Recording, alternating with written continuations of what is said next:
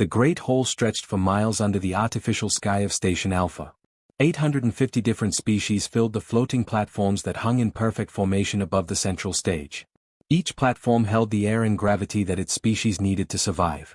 The smell of 1,000 different worlds mixed together in the recycled atmosphere. Ambassador Kira sat in the human section, her hands folded on the metal table before her. She watched as the hegemony representative floated to the center speaking platform. The creature looked like a giant starfish made of blue metal, with 5 arms that moved like liquid mercury. Council members, the hegemony ambassador began, its voice coming through the translation system that every species wore. We gather today to discuss the human problem. A low hum filled the hall as hundreds of species turned their attention to the small human section. Kira felt their stares but kept her face calm. She had expected this day for years. For over 200 years, humans have been part of our galactic community, the hegemony ambassador continued. In that time, they have repeatedly broken our most basic rules. The holographic display above the center platform came alive with images. Kira recognized many of them. Human doctors treating Valdris patients in council medical facilities. Human traders selling advanced tools to species that were supposed to remain at lower technology levels. Human teachers sharing knowledge with young beings whose species were classified as limited learners. They ignore the trade laws that keep our economy stable, the ambassador said, pointing one metal arm at the images. They refuse to follow the social order that prevents chaos. Most dangerous of all, they teach other species to question their natural place in the galaxy. Murmurs of agreement rippled through the hall. The Zentari delegation clicked their approval with sharp beak sounds. The gas-form Kesari pulsed with angry colors. The evidence speaks for itself, the hegemony ambassador continued. Humans have established medical clinics that treat species beyond their designated care levels. They have created trade partnerships that ignore established hierarchy. They have formed what they call friendships across species lines that should never interact. More images appeared. Kira saw the community garden on New Terra where her daughter played with Kithra children. She saw the research station where human and Nexri scientists worked together to cure a plague that had devastated 3 systems. She saw the memorial where humans and 12 other species honored their dead from the border wars, standing together despite their differences. These actions threaten the stability we have worked for millennia to achieve, the ambassador declared. The council must act before human influence spreads further. Councillor Thane from the Core Worlds raised one of his 6 hands.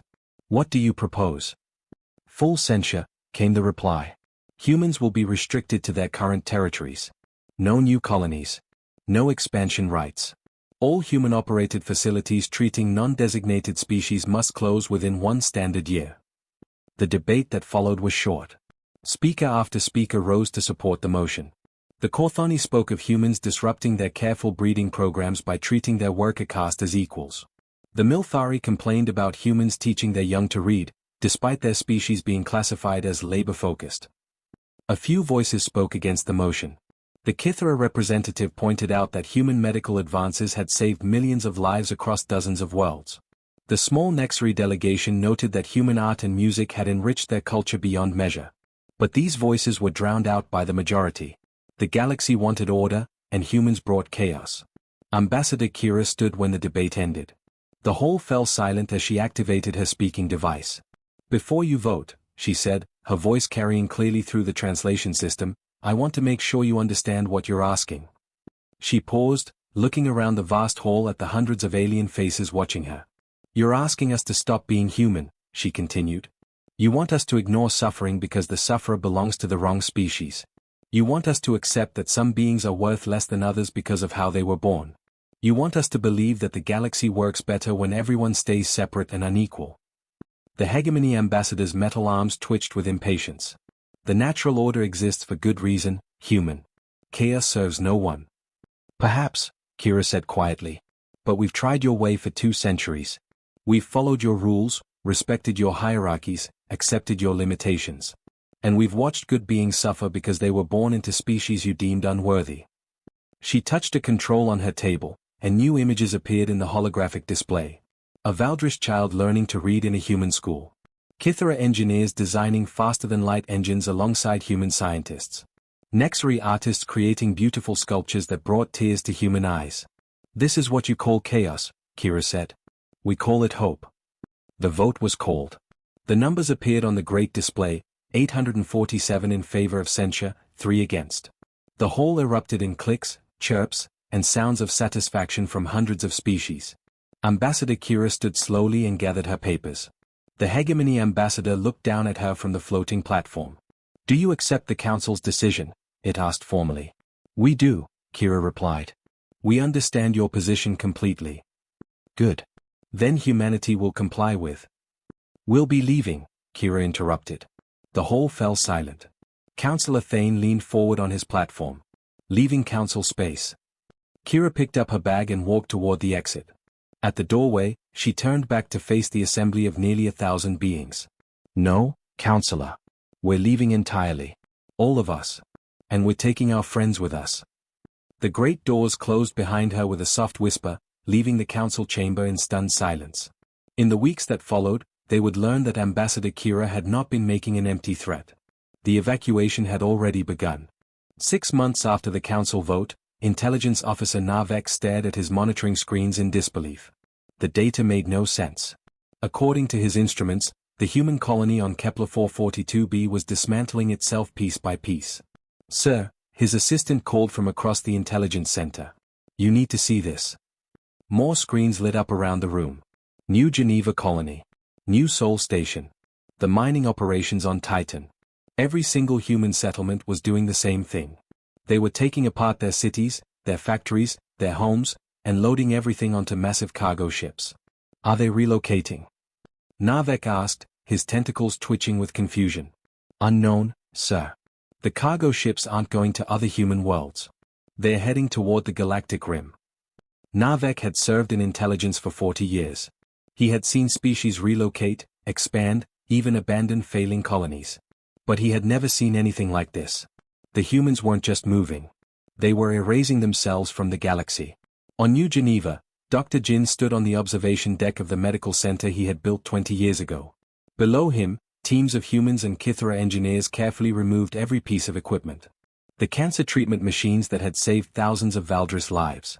The surgical robots that could operate on 12 different species. The research labs where they had developed medicines for diseases that the council said weren't worth curing.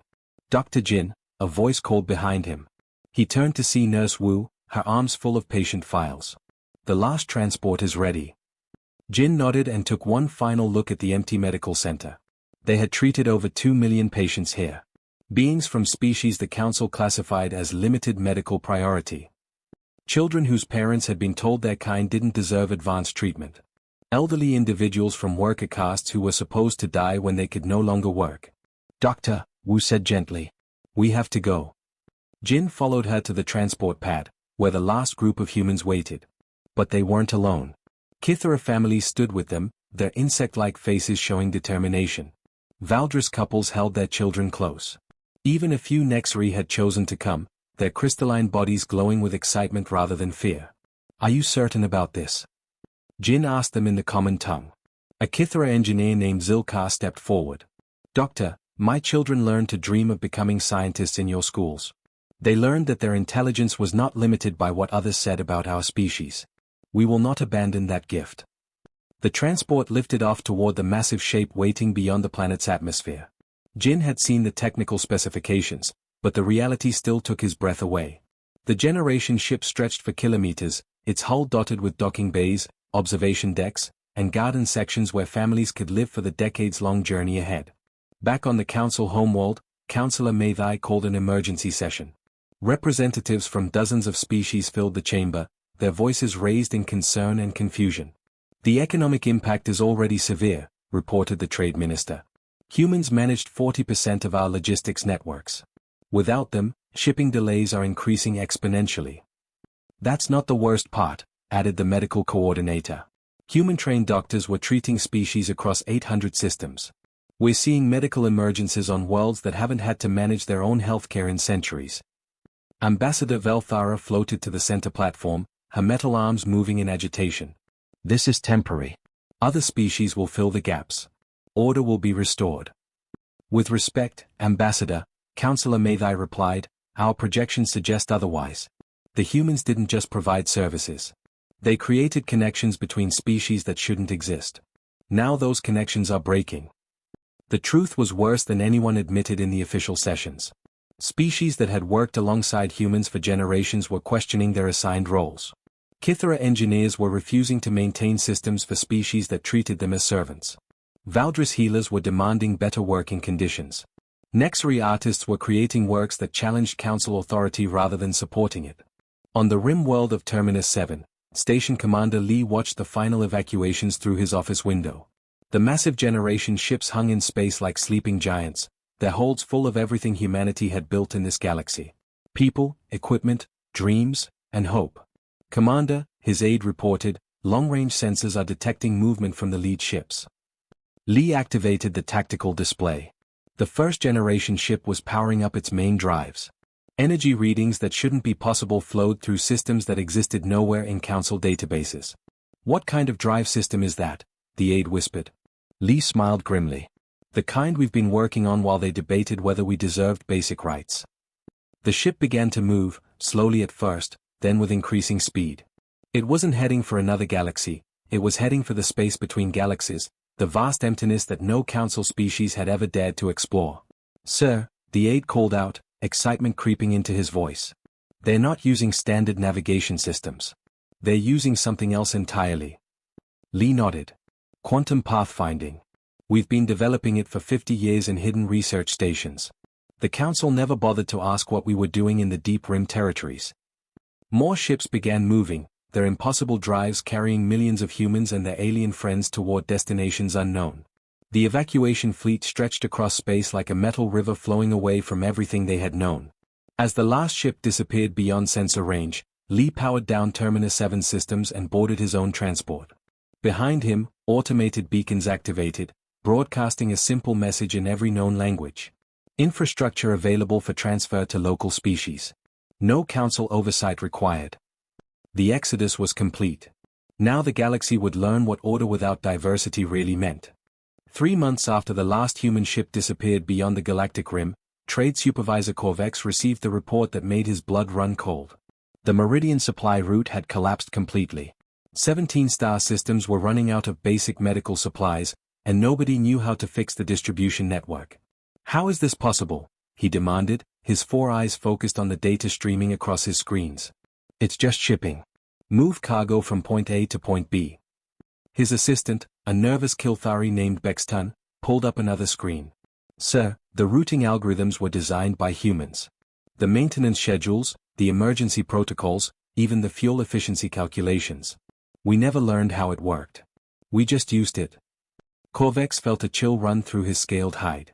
Across the galaxy, similar conversations were happening in 1,000 different control rooms. On the agricultural world of Harvest Prime, Administrator Velanice watched her food production numbers drop for the 5th straight week. The automated farming systems that had fed 3 billion beings across 12 systems were failing one by one. Error messages appeared in human text that nobody could translate anymore. The human technicians maintained these systems, she told her staff during the emergency meeting. They upgraded them, fixed them, improved them for over a century. Now they're gone. "Surely we can find other technicians," suggested her aide. Velanice shook her head slowly. "We classified the Kythera as maintenance workers for so long that we never let them learn advanced systems. The Valdris were labeled agricultural labor, and forbidden from studying engineering. Every species that could help us was kept in jobs that didn't teach them what we need now." The truth was spreading across Council space like a slow poison. 4 generations, humans had quietly fixed problems, maintained systems, and filled gaps that other species either couldn't or weren't allowed to handle. Now those gaps were becoming chasms. Dr. Hannah had been the chief medical officer at Central Medical Station for 15 years before the Exodus. The Ristari who replaced her, Dr. QEX alone, stood in her former office reading through files with growing panic. The medical protocols were written in human languages mixed with dozens of alien scripts. Treatment charts showed combinations of medicines that had never been officially approved but somehow worked perfectly. Most disturbing of all, the patient files revealed that humans had been treating diseases in species that the Council said couldn't get those diseases. "This patient is listed as Valdris," Dr. QEX alone told his staff, pointing at a file. "But the treatment is for Kythera lung rot. Valdris don't have the right lung structure for this disease." "Actually, sir," said Nurse Pilvex quietly, "they do. The Council medical database is wrong. Dr. Hannah discovered that 3 years ago and developed this treatment protocol. Dr. QEX alone stared at the nurse. You mean the Council medical database that guides treatment for 800 species is wrong? In many ways, yes sir. The humans knew, but they couldn't change the official records. So they just fixed the problems quietly. Similar discoveries were happening everywhere. Human-designed systems didn't just work better than Council standards, they revealed that Council standards were often completely wrong. On Nexus Station, the galaxy's busiest trading hub, Station Manager Yoon dealt with chaos that grew worse each day. Ships arrived with cargo that nobody knew how to process. Species tried to communicate for trade deals, but the translation protocols that humans had maintained were failing. The automated systems keep crashing, reported his security chief. The error messages are in human code languages that our computers can't read. Yoon walked through the station's main corridor, watching as frustration built among the various species trying to conduct business. A group of Valdrish traders stood arguing with Zentari merchants, their translation devices producing gibberish instead of useful communication. Excuse me, one of the Valdrish called to Yoon in broken galactic common. Help trade talk. Yoon spread his hands helplessly. I don't understand your needs. The human trade facilitators handled complex negotiations. The Valdrish looked confused. But we good traders. Humans say we smart for business. The Council classified your species as agricultural labor, Yoon explained. You're not supposed to understand complex trade. But we do understand, the Valdrish insisted. Humans teach us for 50 years. We run trade routes, manage cargo, negotiate contracts. Yoon felt something cold settle in his stomach. How many species had capabilities that the Council had never recognized? How much potential had been ignored simply because of old classifications? The answer came from an unexpected source. Engineer So had stayed behind when the other humans left, choosing to help with the transition. She found herself in constant demand as systems failed across Council space. The plasma conduits on level 7 are overloading again, reported the station's new maintenance chief, a Kilthari named Den 9. So sighed and picked up her tools. That's because the Kithara who designed them 60 years ago were never allowed to explain how they work. They were classified as basic maintenance, so nobody bothered to learn from them. I don't understand, Den 9 said as they walked toward the engineering section. The Kithara engineer who built this system was brilliant, Sue explained. But the Council said his species could only do simple repairs. So when he designed something complex, he had to hide the complexity. These conduits aren't failing, they're trying to run optimization routines that were built into them but never documented. Den 9 stopped walking. You mean the Council has been using technology for decades without understanding how it works? Now you're beginning to see the problem, Sue said quietly. As they repaired the conduits, alarms began sounding from other sections of the station.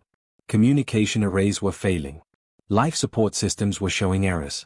Transportation networks were backing up as automated routing systems crashed. The humans were gone, and the galaxy was discovering that it had never really learned to function without them. Ambassador Velthara had never begged before in her long diplomatic career. But as she stood in the docking bay of Lunar Station, watching human cargo ships load the last equipment from Earth's moon, she felt desperation creep into her voice. Please reconsider, she said to Ambassador Minute, who supervised the evacuation with calm efficiency.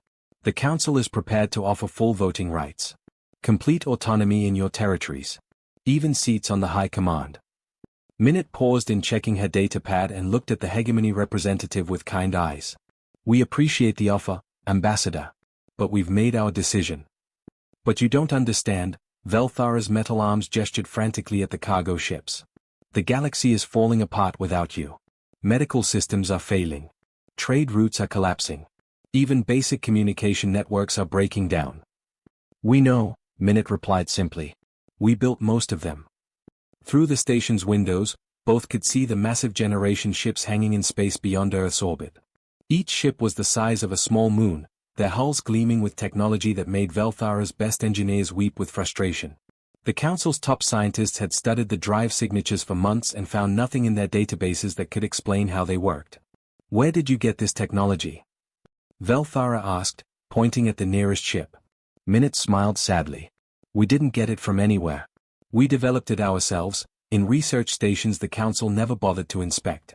You classified us as adequate engineers and assumed that was our limit.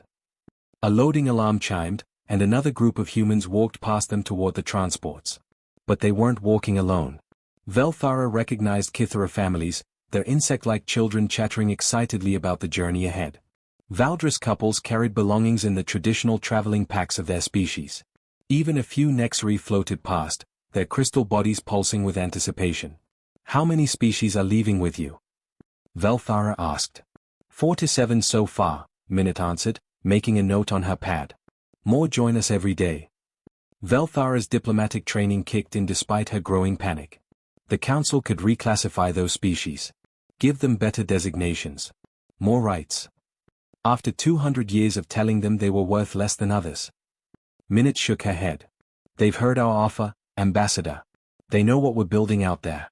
They've chosen hope over hierarchy. Across the station, Engineer Park was showing a group of young Kithara how to operate the quantum communication array that would keep the generation ships connected across vast distances. The technology existed nowhere in council space. Humans had developed it in secret, testing it on relay stations that the council assumed were just basic communication equipment. The quantum entanglement matrix allows instant communication across unlimited distance, Park explained to the eager young engineers. Distance becomes meaningless. One of the Kithara raised a thin arm. But this violates the council's laws about advanced communication. They said our species couldn't understand such concepts. Park's expression hardened. The council said many things about many species. Most of them were wrong. Velthara tried a different approach. Think about what you're giving up. Earth is your homeworld. The Sol system has been human territory for thousands of years. You're abandoning everything your ancestors built. Minute stopped walking and turned to face the ambassador fully. Our ancestors built more than cities and stations, Ambassador. They built an idea. The idea that any being, regardless of species, could become more than others said they could be. The council voted against that idea. But surely we can find a compromise. We tried compromise for 2 centuries, Minute interrupted gently. Every time we suggested treating other species as equals, the council said it would cause chaos. Every time we pointed out flaws in the classification system, we were told to follow established order. Every time we tried to help someone the council said wasn't worth helping, we were warned about disrupting stability. Through the communication system, an announcement echoed across the station, final departure in 60 minutes. All passengers please report to assigned transports. Velthara felt time running out. The galaxy needs you. Medical advancement has stopped. Innovation has stalled. Even basic infrastructure is failing without human maintenance. Then perhaps, Minute said quietly, the galaxy should have considered that before voting us out. A young human child ran past them, chasing what looked like a Valdris cub in some kind of game. They were laughing together, speaking a mixture of languages that created new words neither species had used before. Other children from different species joined them, their play creating the kind of natural cooperation that the council spent centuries trying to prevent. Look at them, Minute said, watching the children play. They don't see species classifications. They don't understand why some beings are supposed to be worth less than others. They just see friends. Children adapt, Velthara argued weakly. Exactly, Minute smiled. And out there, between the galaxies, they'll grow up in a place where that adaptation is celebrated, not forbidden. The final boarding call echoed through the station. Minute gathered her belongings and headed toward the transport bay. Velthara followed desperately. What if the council changes, she called.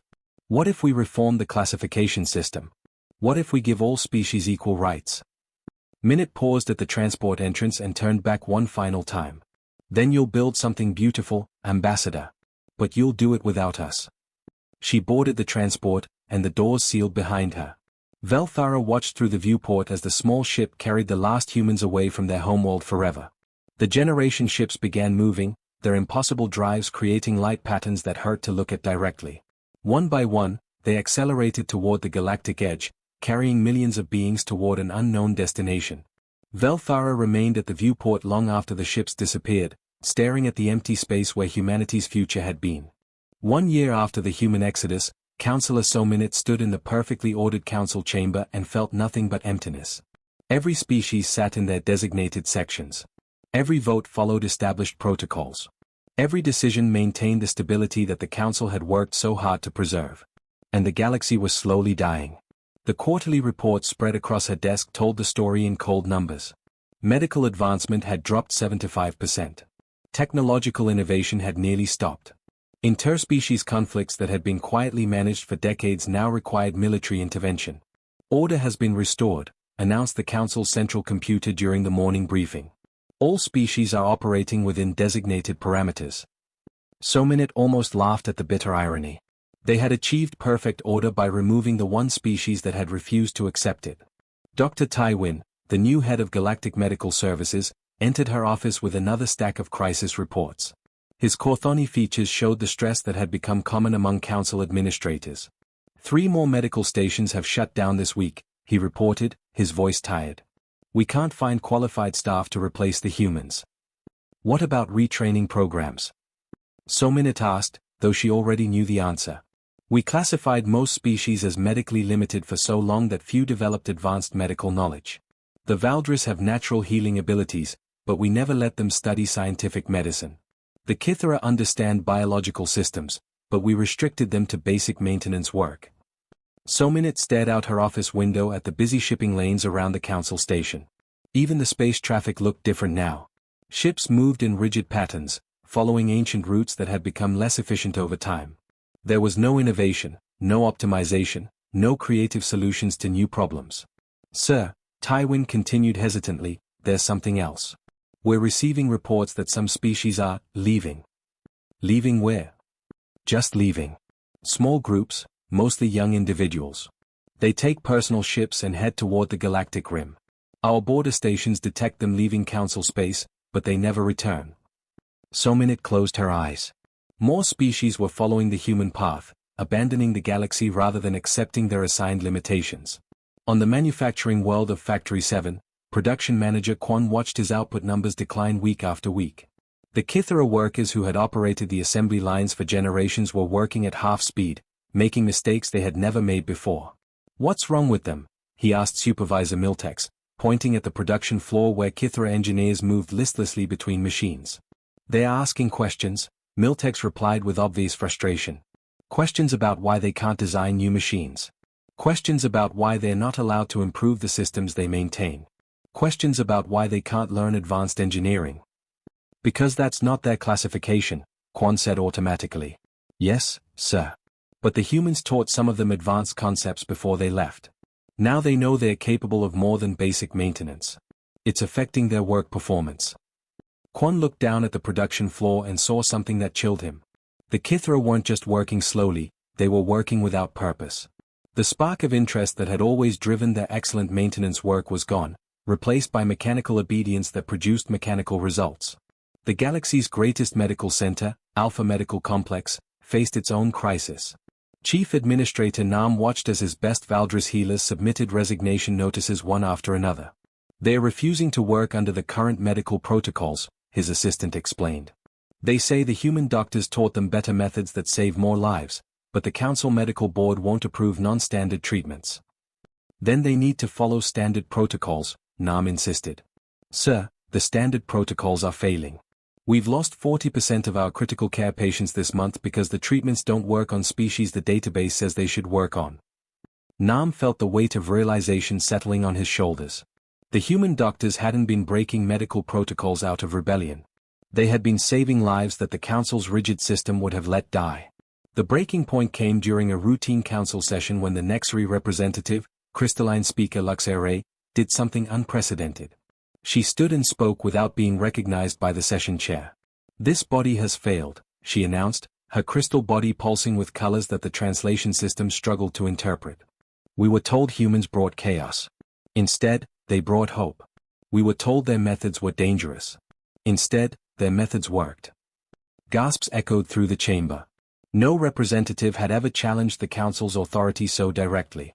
The humans offered us a choice, Luxere continued, her voice growing stronger. Accept what others say we are, or become what we choose to be. This council offers only the first option. She activated a device that projected a holographic message into the center of the chamber. The image showed star charts of a distant galaxy, systems marked with familiar names but in configurations nobody recognized. This transmission came from beyond the galactic rim, Luxere explained. From the humans and the 4 to 7 species that left with them. The hologram shifted to show cities that defied every architectural principle in council databases. Kythera engineers working alongside human scientists to design impossible structures. Valdris artists creating beauty that brought tears to multiple species simultaneously. Children from dozens of different worlds playing together in gardens that shouldn't be able to support such diverse life. At the end of the message, words appeared in every known language. The door remains open. Choose what you wish to become. Sominit felt something break inside her as she watched the presentation. The humans hadn't left in anger. They had left in hope. And they were still offering that hope to anyone brave enough to reach for it. The session ended in chaos as representatives from dozens of species demanded access to the transmission. Within days, the first ships began disappearing from Council space, heading toward coordinates that led to the space between galaxies. The Council had achieved perfect order. But perfection, they discovered, was just another word for death.